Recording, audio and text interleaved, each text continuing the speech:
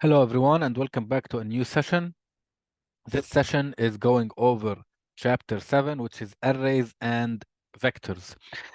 A few topics for Chapter 7 that we are going to cover. Basically, the definition. So what is an array? And definition and syntax.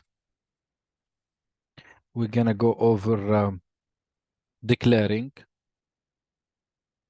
Well, syntax is declaring and accessing members or items. We are going to speak about range-based loops, which are a different format for a loop specific for going over a range. So we're going to speak about range-based loop. And we are going to speak about passing arrays to functions. We are going to speak about a two-dimensional arrays. And finally, we will speak a little bit about vectors. Okay, with that being said, what is the definition? An array is a container for storing and working with multiple values of the same type. So the definition is basically an array is a group of items as long as they are all the same data type. So basically, you have something like this. So int, let's say count. This int count has enough memory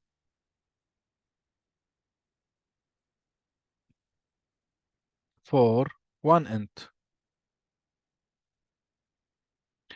Another example is float price.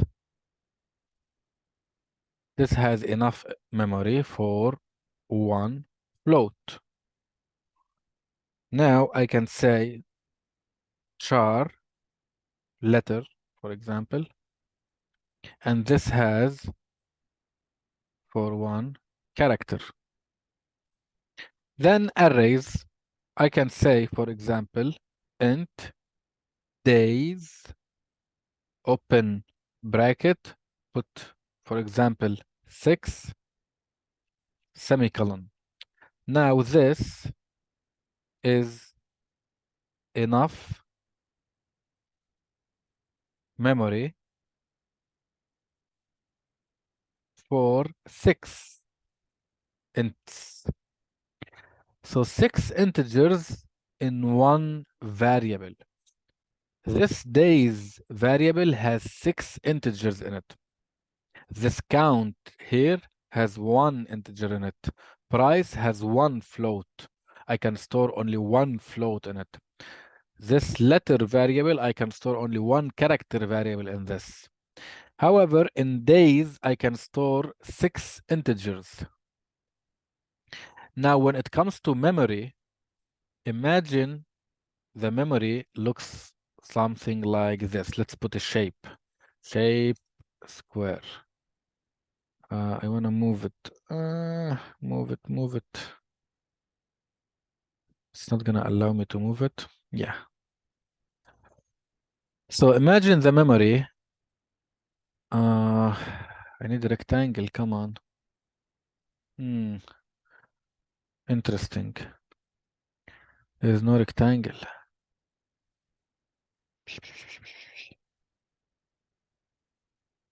Maybe there is, but maybe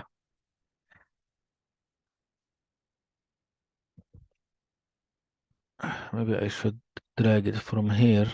Okay. So, so imagine memories is something like this. You have this is like a part of the memory. So I have memory before it, and I have memory after it. And let's say these are slots. Let's assume one integer for each slot. When you declare int count, when this statement executes, you are basically telling the compiler, go to the pool of memory and allocate one slot for me that can store one integer. Let's say the address is 1000. Now addresses are hexadecimal, but to keep it simple, I'm gonna use base 10. So I'm gonna say this address here is 1000. So int count will store values in this slot. Float is similar. Float is float char is 1 byte. So to keep it simple, let's keep talking about integers. Now, when you declare an array days 6 integers, a characteristic of an array is that all 6 integers are continuous in memory.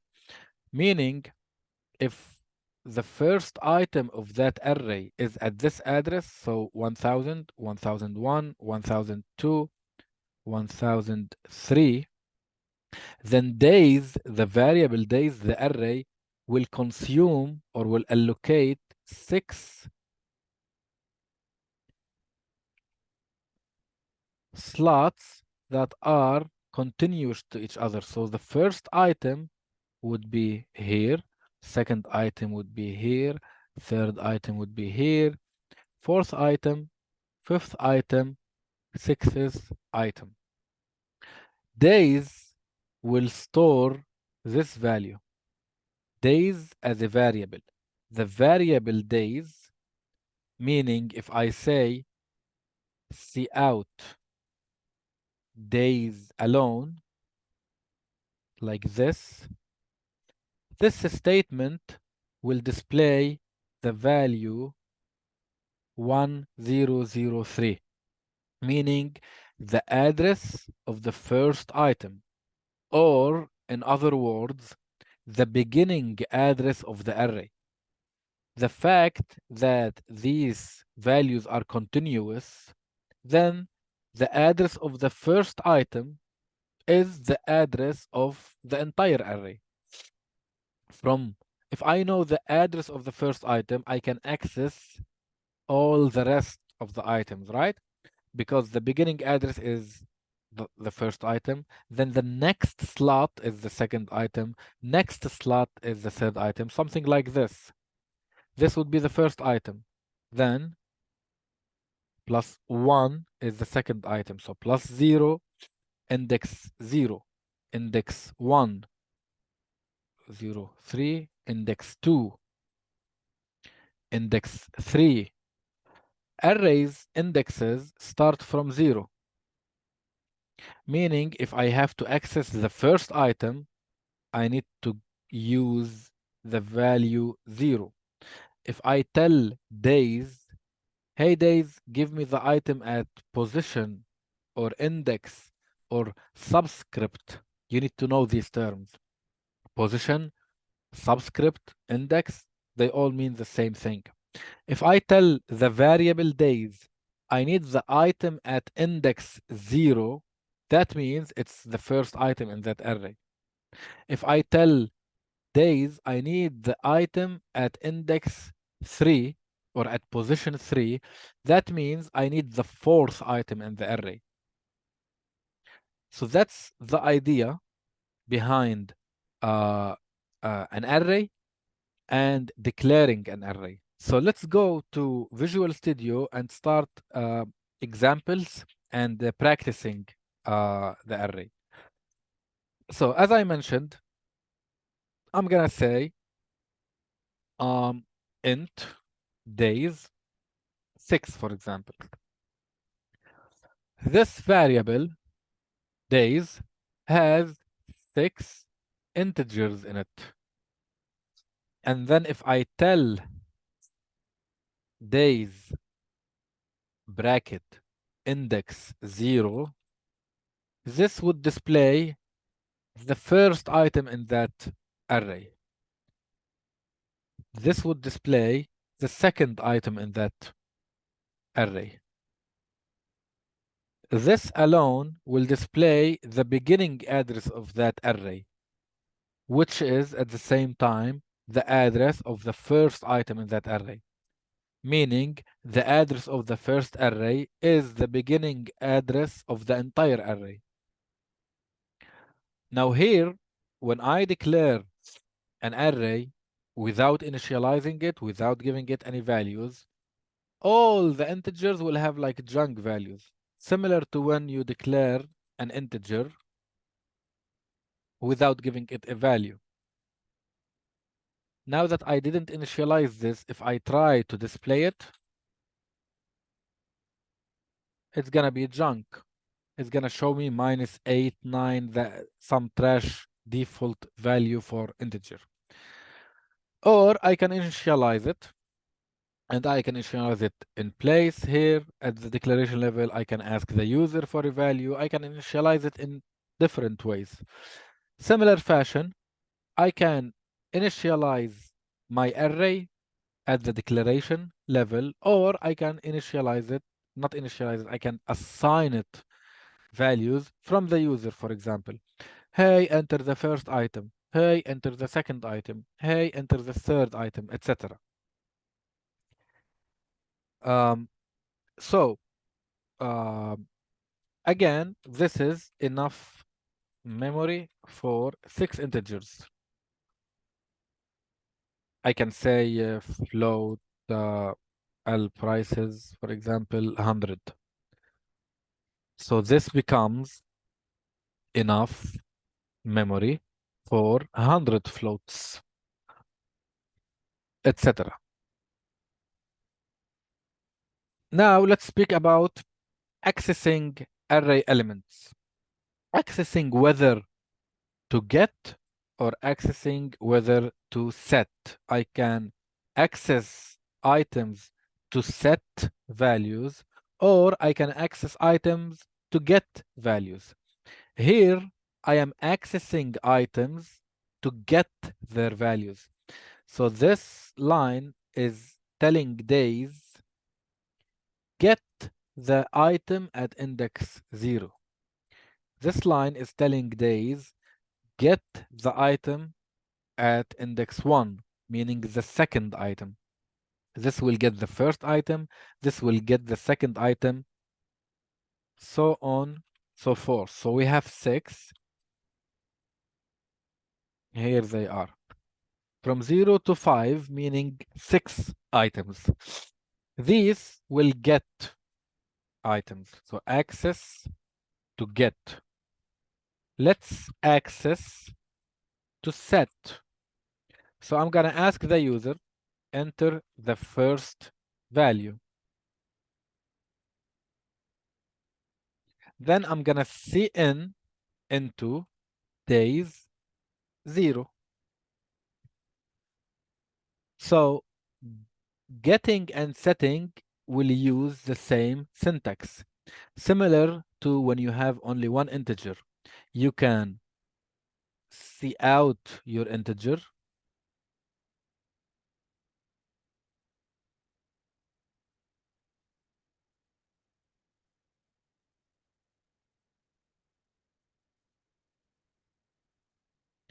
You can cin into your integer variable using the same syntax to see out. So you can set your variable the same way you get your variable using the variable name. So by using the variable name, you can set that variable or you can get that variable. So similar, you can set an item using this syntax, and you can get an item using this syntax. However, the only difference between an array of integers and one integer is that it requires a subscript or an index or a position. So you basically tell your group of items or container of items or array of items which position you're looking for or which index you're trying to set, which index you're trying to get. So now that I entered the first value, I can enter the second value, the third value, fourth value, fifth value, sixth value. So second,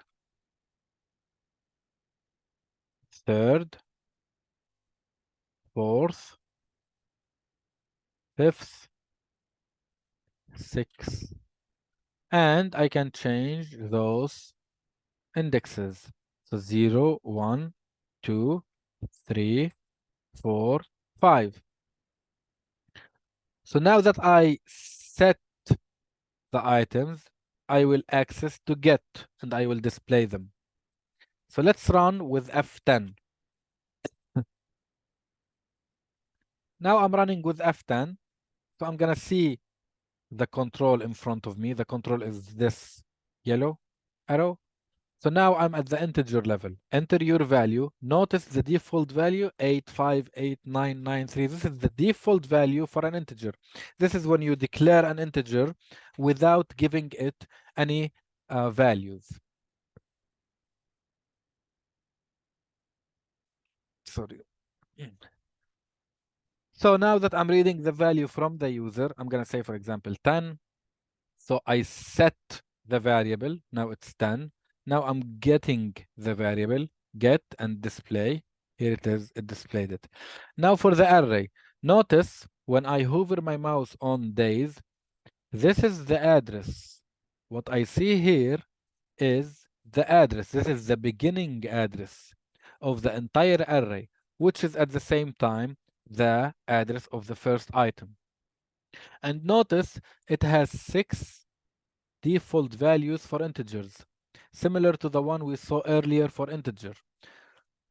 Default, 6 values. Now I'm telling it enter the first value. I'm gonna say 1. Notice when I hover my mouse, now the first value is 1 and the rest are still default. So go, I'm gonna run all the way to here, to this breakpoint. Continue. So now it will run 2, 3, 4, 5, 6. So now it stopped. If I hover my mouse, I'm gonna see 1, 2, 3, 4, 5, 6. So I was able to set 6 integers in this one variable, which is an array of integers. Now I'm gonna try to get. Notice the first line is days without the bracket operator. Days is the address. So notice when I execute, it displays the address, the beginning address. In my example, this would be 1003. So here, this is the memory address of my array. The first item is at 78. The next item would be this plus 4 because an integer is 4 bytes. Meaning, if we go back to here quickly, meaning I'm gonna put 1 again like this. Now imagine each slot is 1 byte.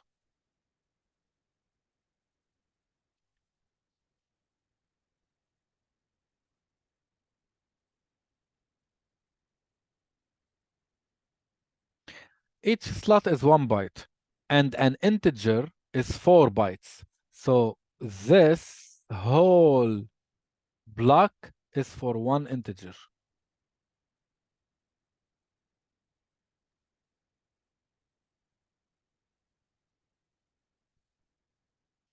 And this starts at something FB78. So FB78.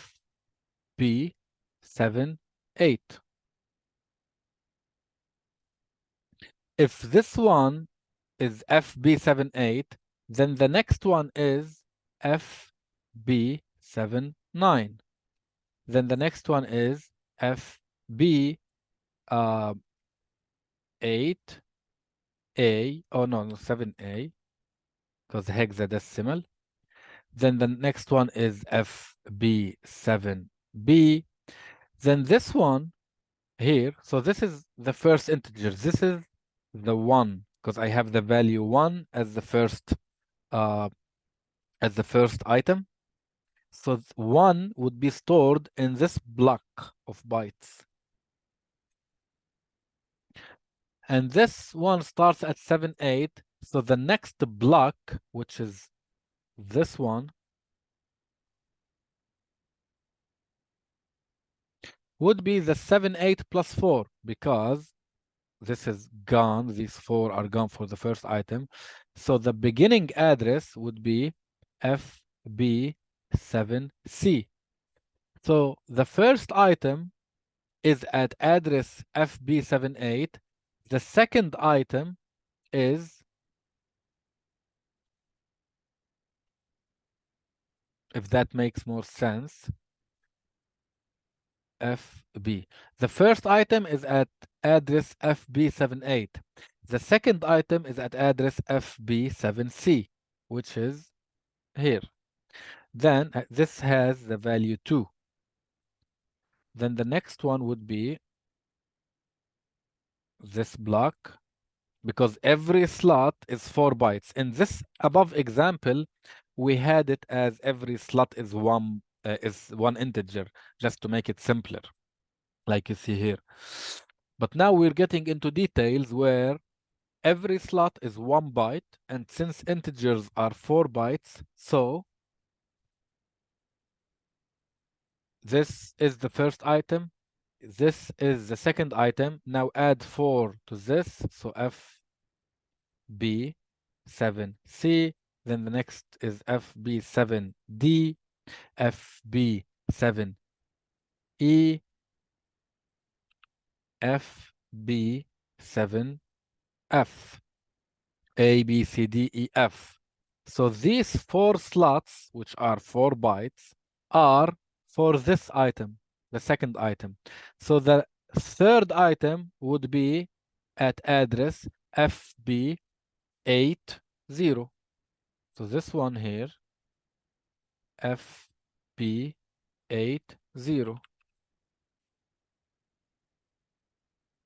80. Again, if I want to add 4, so now it becomes 1, 2, 3. So next one is at FB84.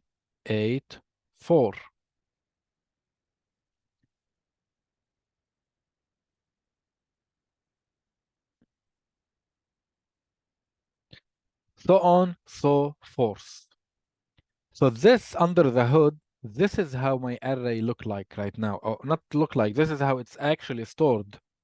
I have 6 items. I can only show 4 in my whiteboard. I have 6 items. The first item has the value 1. It's an integer, so it consumes 4 bytes. And it's stored at this address. And arrays are continuous in memory. That means the next item is right after the first item. It's not random in memory. It's not like the first item is at address 1000, the second item is at address 3500. No, it's continuous. It's one entire block that is split into different smaller blocks.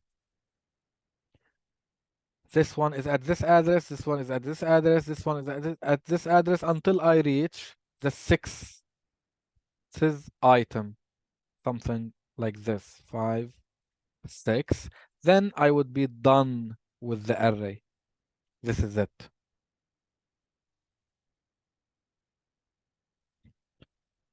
So back to here. So this is the address of the beginning. This is the beginning address of the array, or the address of the first item. Now I'm gonna display name of the array with a bracket. So it displayed 1, then I'm displaying the second one, then the third one, fourth, fifth, sixes. Here it is, 1, 2, 3. So it's displaying the value in that um, in that slot, if per se. So here I was able to read values from the user and then get those values back and display them. Another way to set values to an array is by initializing it on declaration level.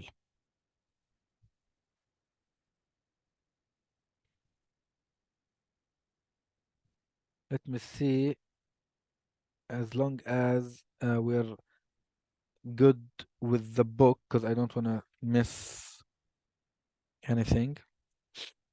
Okay, so I can initialize the array at the declaration level. I can say, similar to when I declare an array, I can say int array equals 10 right away and still read from the user, no problem.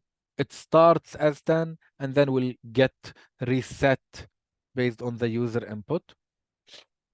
Here I can also initialize, and the way I initialize is I open curly braces, close curly braces, and now I have to give it the values separated by a comma, meaning something like this: 10, 20, 30, 40, 50, 60. So notice I'm going to put a breakpoint here at line 17, and then I will run. That means run everything until the breakpoint. Stop at the breakpoint. This is for the first lines, integers. So now it stopped. Notice if I hover my mouse, it's going to say this is the address. Of course, it's different than previous time because it's a different execution. At this time, when I executed right now, the operating system gave me a different address than the previous execution. However, what I need you to pay attention to is the values. So earlier we had default values for integers because we didn't give them any values. But now that we gave them values at the declaration level, they got set. I can go ahead and display them right away. But in our example, we are reading from the user, so they're gonna be reset. What I need you to know is if we don't do anything, they are default values, trash. If we put all the values, then eventually they are whatever we put. We can partially initialize. This way, this example, I am initializing only the first three items in that array. The rest, the fact that I'm doing partial initialization, the rest will not be default values. The rest will become zeros. So I need you to pay attention to that difference. If I don't initialize any values, then all of them are default. If I initialize some, then the rest are zeros. Notice I'm gonna run up until the breakpoint. So hover my mouse. Notice the rest are zeros, not default value, not the large trash values. If I don't do anything, I'm gonna say, for example, days 1. If I don't do anything, then it's garbage. Look, this has garbage in it because I didn't initialize any. The moment I initialize one or more, then the rest are zeroed out. Okay? Now that you know about loops, notice the pattern. The same code, same code, same code, same code, same code. The only difference is the index. And if you remember from loops, also here, same code, same code, same code, same code. or the difference is only the index. So I can optimize this code and simplify it by basically introducing for loop. A for loop, if you remember from the loops chapter, a for loop has an integer in it and it goes over a range.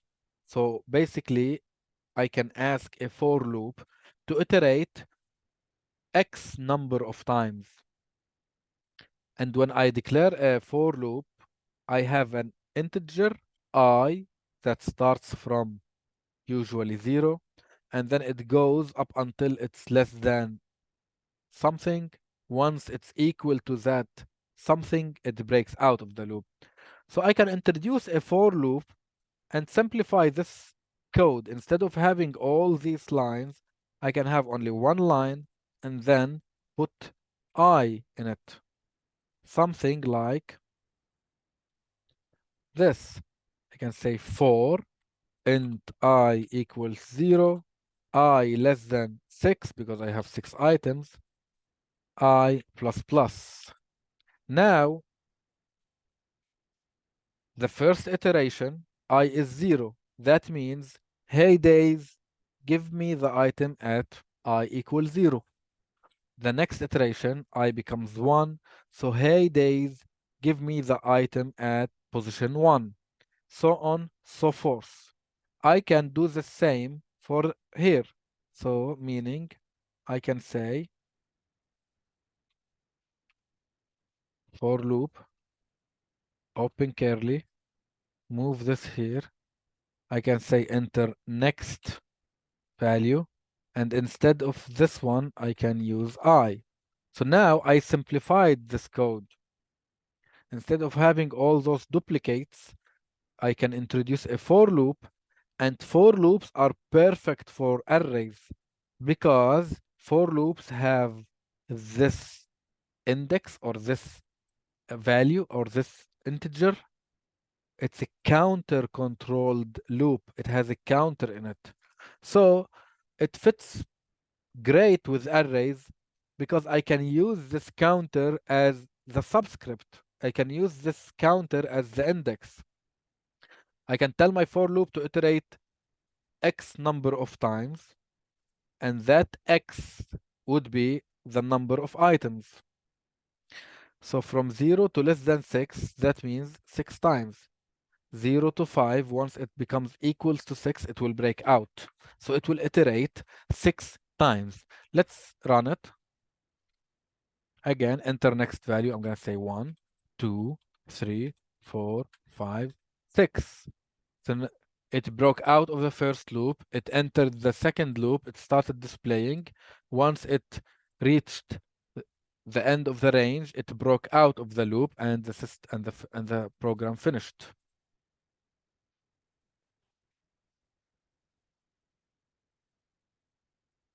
Next is talking about the declaration of the array when it comes to the size or the number of items. Arrays require to have the size at compilation time, meaning arrays need to know their size before I click this button. In other words, I cannot click this button and ask the user for a size and then declare my array based on the user's desire. That's not allowed in arrays.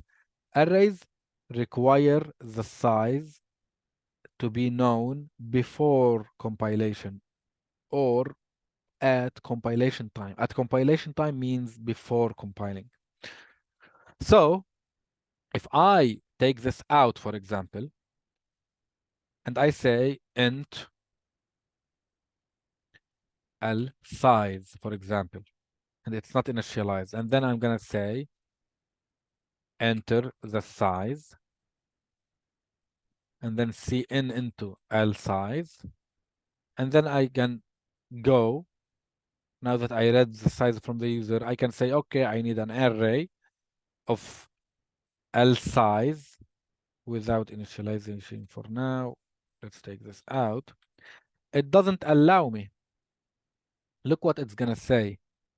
The value of variable size cannot be used as a constant, meaning this variable has to be a constant. So if I declare this as a constant, I cannot read into it. So I'm stuck. If I need an integer in my size, it has to be constant.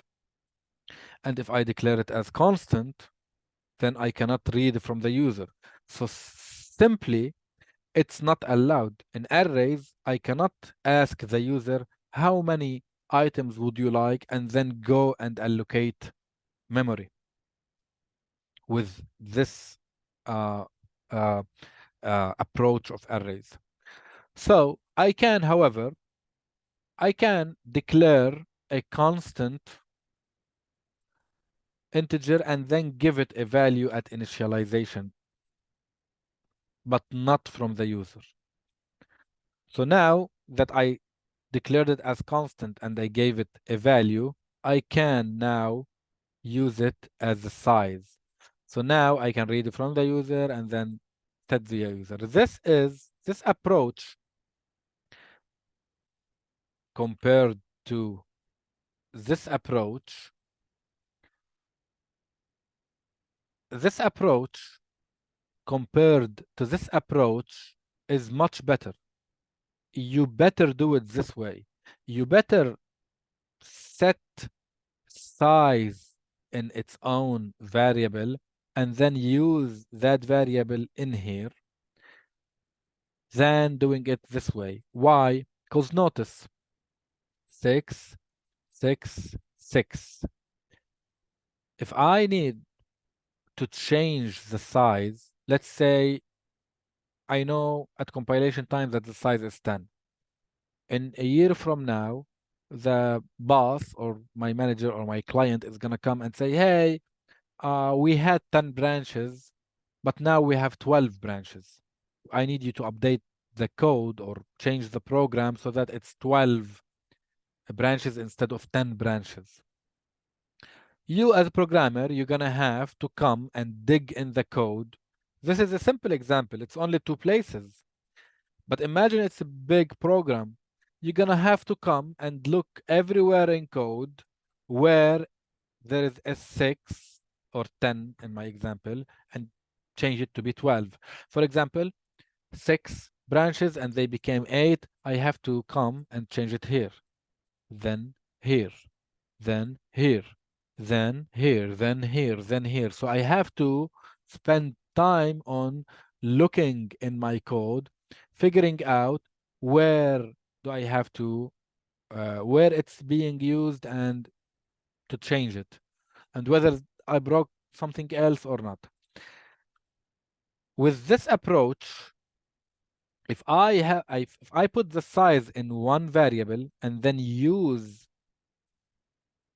the variable everywhere like this, then I can change the size in one spot and it will be reflected in the entire software. If the client comes and say, hey, we have more branches now, we have 8 instead of 6. Yeah, pretty cool. I have no problem. I can come to this one line and say instead of 6, it's now 8. And then I will run my program and it will run 8 times on each task instead of 6 times on each task. So what's the first 2, 3, 4, 5, 6, 7, 8, and then it will display them. So I only change the size in one spot. So this is the um, recommended way. Put the size as a constant variable, give it the size you want, and then use this variable everywhere in your program. We spoke about array initialization. We spoke about partial initialization. We spoke about size. Another thing you need to know, Not, it's like just nice to know. I can say, if I say int days 2, for example, and I give it values right away, 1, 2, 3, 4, 5, for example. If I initialize my array at the declaration level like this, then I don't need to give it a size. The compiler will know automatically. Since I gave it 5 values, then the size will be 5.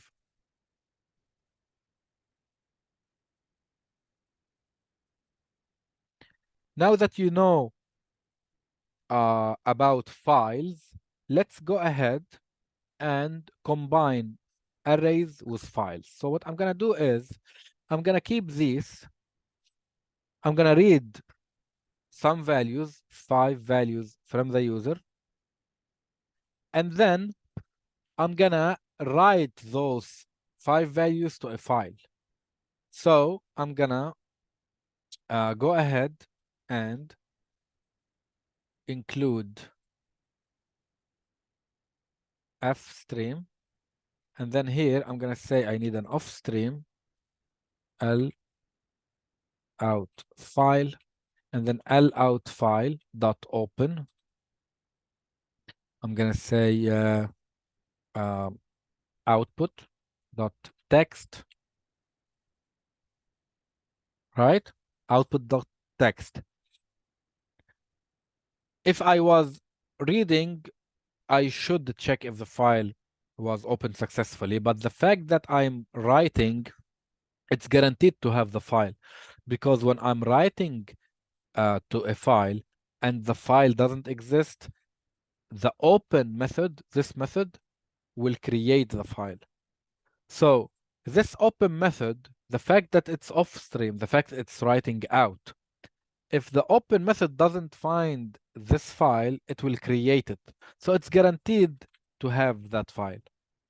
And then I'm gonna say lout file, this. By the end of this loop, I'm gonna have a file that has all the values from the user into my file. So what's the first one? 10, 20, 30, 40, 50. Boom, finished. Let's go and see the file. So output. Here it is, 10, 20, 30, 40, 50. I can put them all in one line instead of new line. Run. 1, 2, 3, 4, 5. Go again. Output. Here they are. 1, 2, 3, 4, 5. One thing you need to know, this size is 5. We know that it's 5. However, there is a problem in arrays, which is a very dangerous problem. The problem in arrays is that there is no bounds checking in C++, meaning, although this is of size 5, I can still go out of bound. I can still iterate out of this size. I'm gonna go back to cout to show you. So I'm gonna get rid of this. And here, instead of iterating 5 times, I'm gonna iterate, for example, 1 billion times. And on every time, every iteration, I'm gonna call days and tell it to give me the value at this position. Let's go to the back to the whiteboard and let's maximize this. Let's do another table like this. And let's assume this is the entire memory in my computer. So I'm gonna zoom in, right? Part of this memory,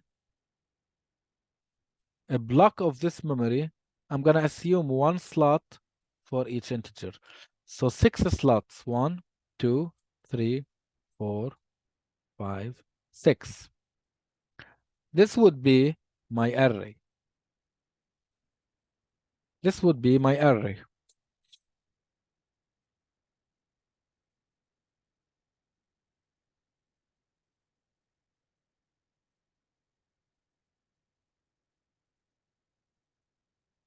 Okay.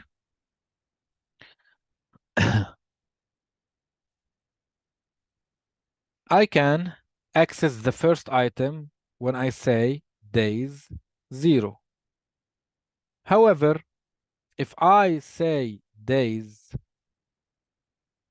9, for example, even that I declared my array as size 5, if I execute this code, it will not stop me. It will go from the beginning address plus that index. So it will go to the 10th slot starting from the beginning address and try to display the value in it. I don't know if you remember, but have you had the issue of um, trying to open a file, right? Trying to open a file or trying to open an image or um, a song, a music file, and Windows tells you you cannot open this file because it's being used by another program. So, so if a program or a process is using that file, then another process is not allowed to use that file at the same time. Meaning, meaning here, if I execute this code, it's not gonna stop me. But this slot might be used by another program. So when I execute this code, if it's not being used by another program, it will allow me. However, if it is being used by another program, then it will crash my program. It will crash my software. So now we're gonna run this code 1 billion times and we're gonna see at some point it will definitely crash because at some point out of these 1 billion slots, integer slots, out of these 1 billion integer slot, for sure I'm gonna try eventually to access a slot that is being used by a different program. Let's see. Actually, before we go, I wanna say I equals I and then the value. So tab whatever the value is.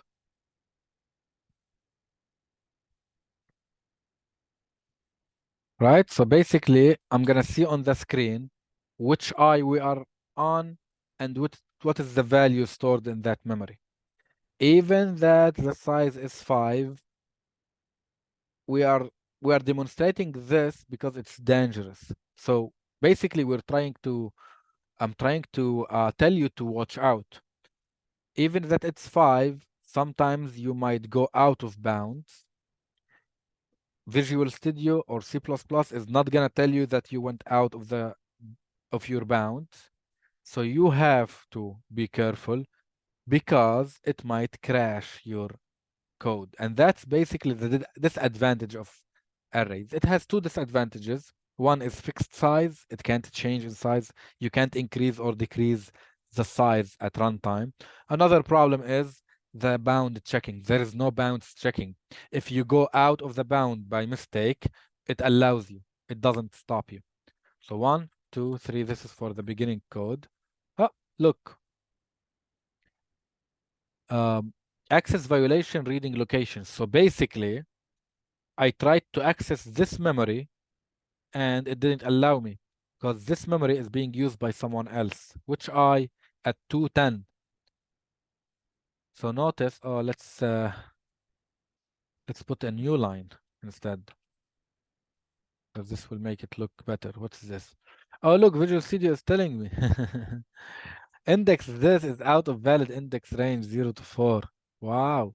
This is the new, by the way. Visual Studio is telling me, but that's Visual Studio. There are other compilers that doesn't tell me. So Visual Studio, maybe the 2022 started telling me. C++ is from 1998, and Visual Studio supports up to, I believe, C++ 17. Um, and now Visual Studio 2022, which supports language C++ 17, tells me that you declared it as 0 to 4 and you're trying to access this. But however, it's not a syntax error. It's just like a notification. It's like, hey, warning, watch out. This is for the beginning code. Let's go. So now, again, at 378. So notice the first 5 are my array, and then junk, junk, junk, some, at this address, for example, there was a 5 stored there. Some application stored 5 and then released that memory. So some application allocated memory, put 5 and then released the memory. 19, trash, this value, this value, this value, this value. So trash, right? This is my memory. Values in my memory. They don't mean anything, really. They are like garbage. Garbage, garbage, garbage, garbage, garbage, garbage. At some point,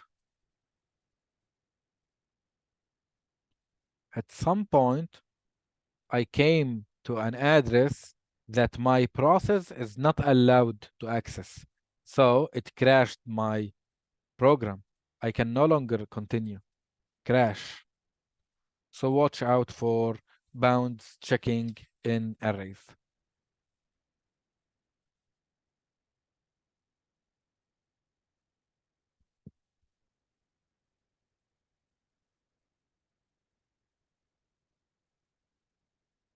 There are programs, example programs or example codes in the book. For example, starting in topic 7.5, processing array contents.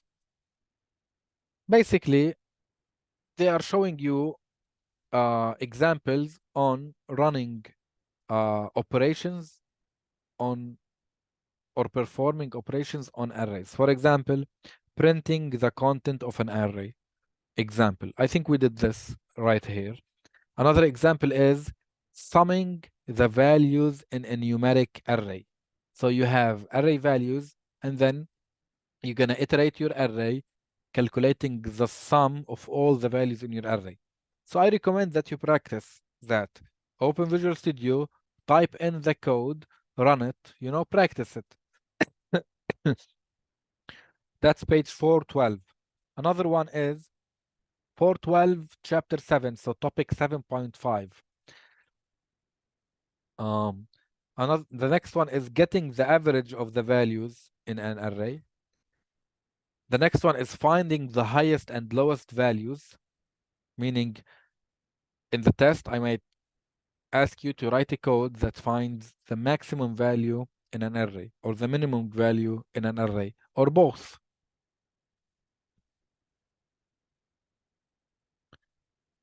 The next topic is comparing arrays.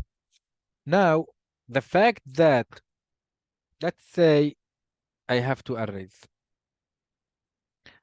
days 1 or days and days 1. Both are 5. Here, I'm populating days, and I'm going to get rid of this 1 billion thing because we no longer need it. So, if both are of size 5, does that make them equal? No. Arrays are not equal if they are the same size. Arrays are only equal when they are of the same size and they are storing the same values in their slots. Meaning, if I have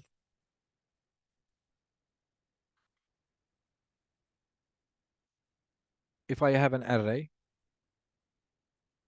of size 5 that has the value 1, 2, 3, 4, 5, and I have another array of the same size, but it has 10, 20, 30, 40, 50. Are these equal? No, they are not equal. Yes, they are of the same size, but they are not the same array. They are the same array when they are the same size and the same values. So if I have two arrays and I need to compare their equality, I need to iterate their items and compare each item at a time. I definitely, for sure, cannot do this if days equals day 1. See out, they are equal. This is very, very, very wrong, and I will explain why. Else, for example, see out, they are not equal. For example, I'm gonna make them equal on purpose. 1, 2, 3. Equal 1, 2, 3. So these arrays are in fact equal. However, I'm gonna run all the way here. Run. However, it's gonna show me that they are not equal. They are equal, but it's telling me they are not equal. Why? Because remember, the name of the array is the beginning address. It's not the entire array with its values. The name only carries an address. Same here.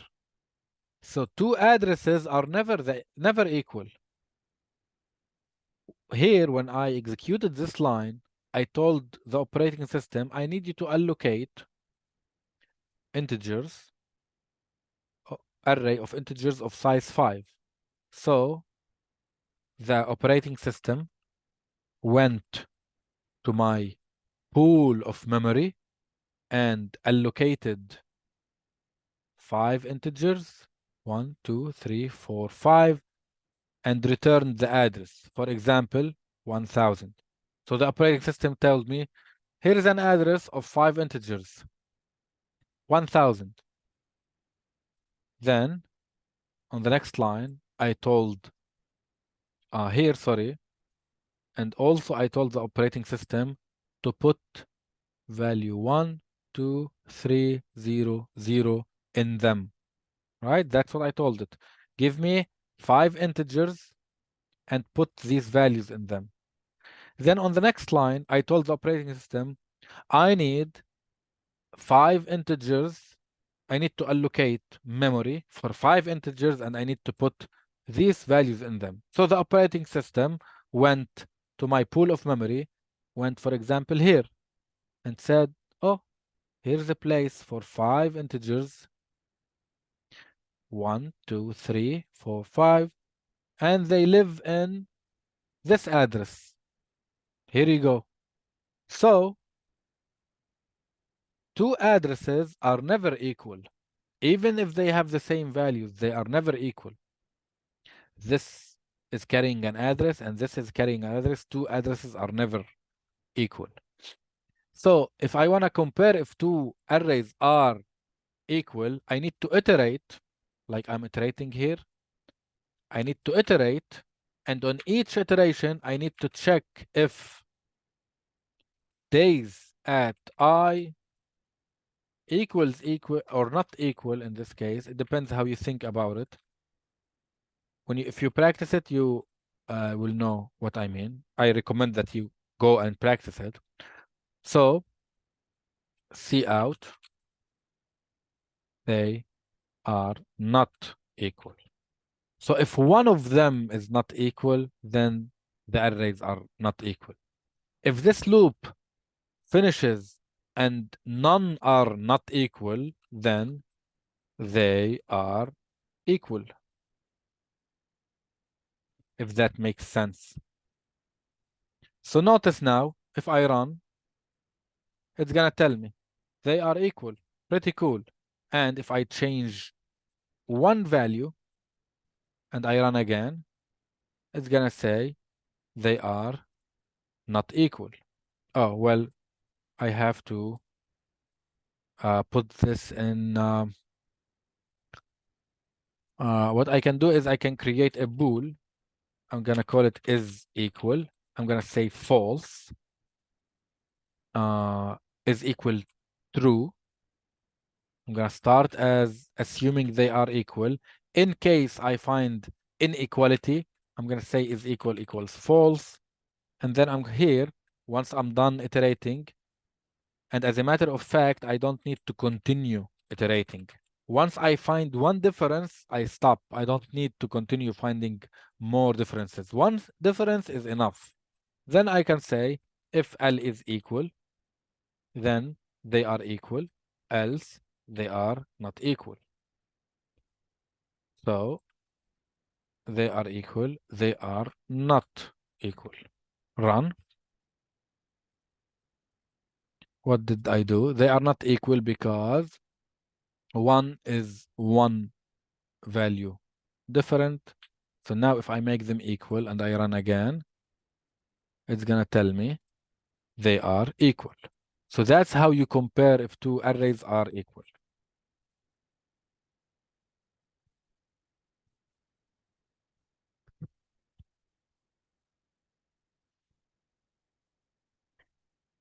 I'm gonna stop here, but we still need to go over arrays as function arguments and parallel arrays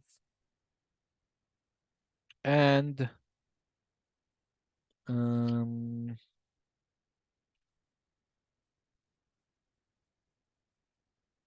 two dim two-dimensional arrays